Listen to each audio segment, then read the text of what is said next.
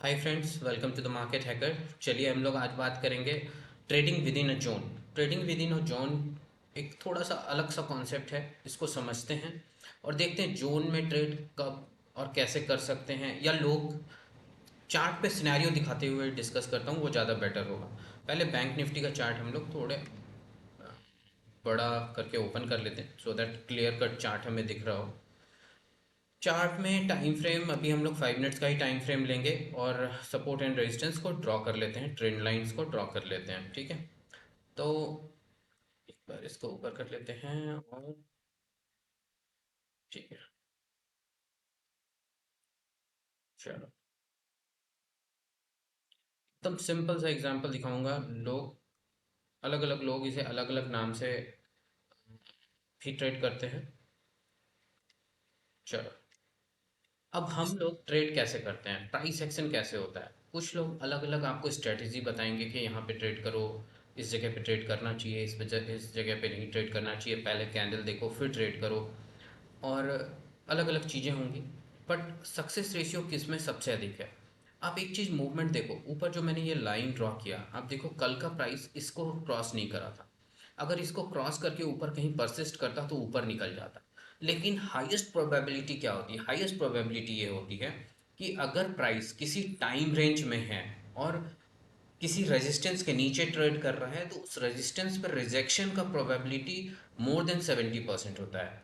अगर उसे सक्सेस होना है तो ऊपर जाकर एक करेक्शन के बाद फिर से कोई बाइंग सिग्नल दिखना चाहिए, तभी वो करेक्शन का चांस होता है। बट 70% टाइम वो रिजेक्शन, प्राइस रिजेक्शन लेगा, इसकी प्रोबेबिलिटी बहुत हाई होती है। अब आप देखो, दो चीज़ें मैं रिलेट करूंगा। ये जो लाइन आप देख रहे हो ये है 10 EMA। मैं 10 EMA में आपको बताता हूँ कि 10 EMA से जब भी प्राइस दूर जाएगा वो मैग्नेट की तरह उसके नज़दीक आएगा, राइट। अब हम लोग इसमें क्या कर रहे हैं, इस चार्ट में आप देखो, अगर बाय कर रहे होते 10 EMA का तो कोई सेटअप हमारा बना नहीं। क्यों? क्योंकि आप देखो, हम लोग बेसिकली ट्रेंड के साथ, अगर ट्रेंडिंग मार्केट है डे का, तो हम लोग 10 EMA को इम्प्लीमेंट करते हैं। बट ये ट्रेंडिंग मार्केट तो है नहीं। ऊपर में आपको एक रेजिस्टेंस दिख रहा है, नीचे का रेजिस्टेंस अभी मैं ड्रॉ नहीं करूंगा, मैं मार्केट मान के चल रहा हूँ ये ओपन हुआ है और उसके बाद का। तो मार्केट ओपन होते ही ये ग्रीन कलर का कैंडल बनाता है। तो क्या ग्रीन कलर के कैंडल में हम लोग यहाँ एंट्री कर लेंगे? लोग स्कैल्पिंग करते हैं, 1 मिनट में टाइम फ्रेम पे देखा होगा, स्कैल्पिंग करा होगा।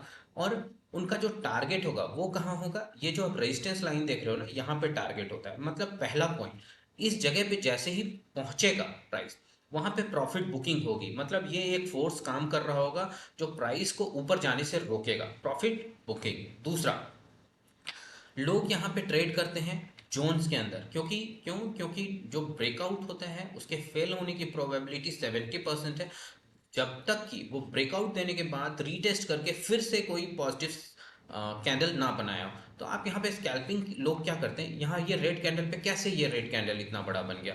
यहाँ दो वजह है, एक तो प्रॉफिट बुकिंग और दूसरे लोग यहाँ पे सेल करते हैं। कोई छोटा सा स्टॉप लॉस ले लेंगे 20 पॉइंट 30 पॉइंट्स का, इंडेक्स में अगर मैं बात करूँ तो, और यहाँ पे स्कैल्पिंग करते हैं 1:3 1:4 के रेशियो के लिए।